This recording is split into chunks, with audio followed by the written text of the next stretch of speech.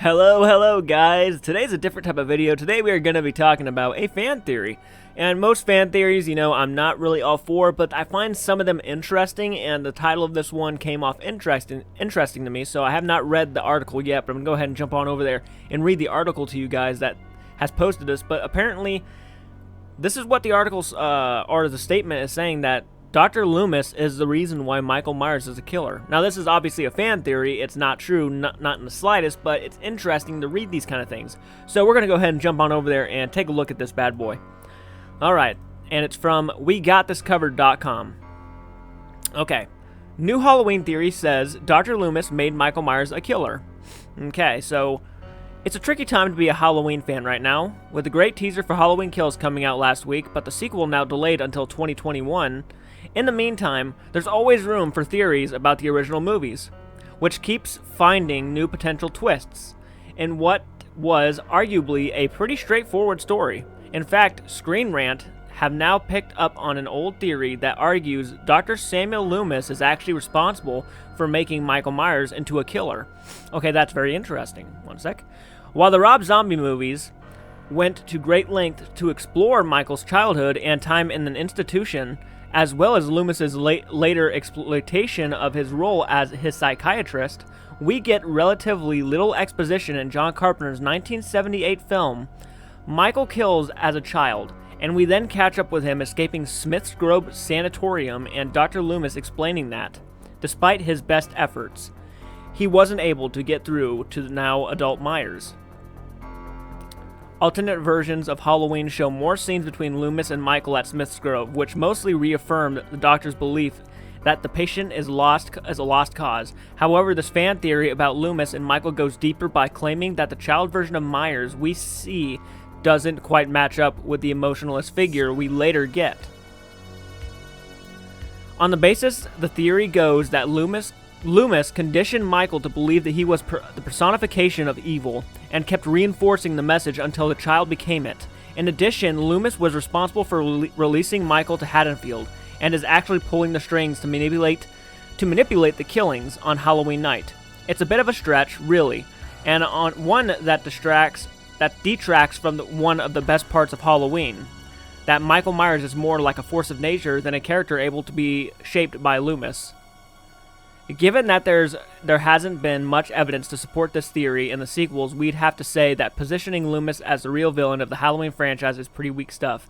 Still, it's fun to throw out these kind of theories, which have variously included how Michael is seemingly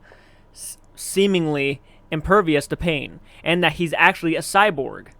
Okay, so that was the article.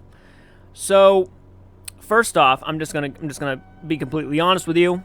Bullshit on a lot of it. Okay, it's bullshit. I get it's an interesting theory. I mean, it's fun. I get, even they said, even they said in the article that this is something not to be taken seriously. It's possible. It's very weak. This is a very weak theory, and of course it's not real. I mean, the point of Myers is to be just not even a character. He's an emotionalist walking embodiment of evil. That is what he is. He is a force of nature. That is all he is. There's no reason to dive in deeper.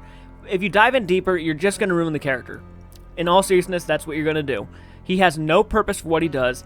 He is non-human. He is not human anymore. When he was a kid, he was human, but then he lost it, and he's no longer human. He is no longer with us. He might as well be a ghost at this point, right?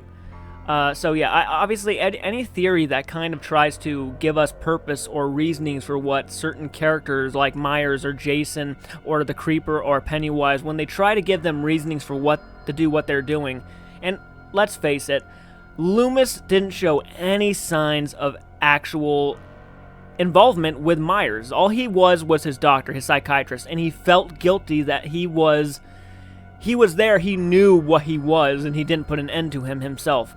So he's out there he's busting his ass trying to get this fucking guy down.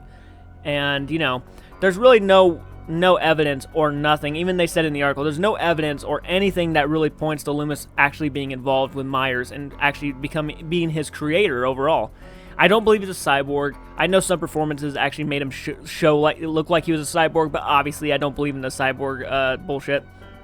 So yeah, this is just a fan theory. I'm not really bashing whoever thought it up. I actually think it's kind of creative, but overall, it's very pointless. I don't feel like Myers has reasonings, and that's why I loved Halloween 2018 so much. Is because they took away all the reasonings, right? They just made him what he was, and that was an emotionless embodiment of evil.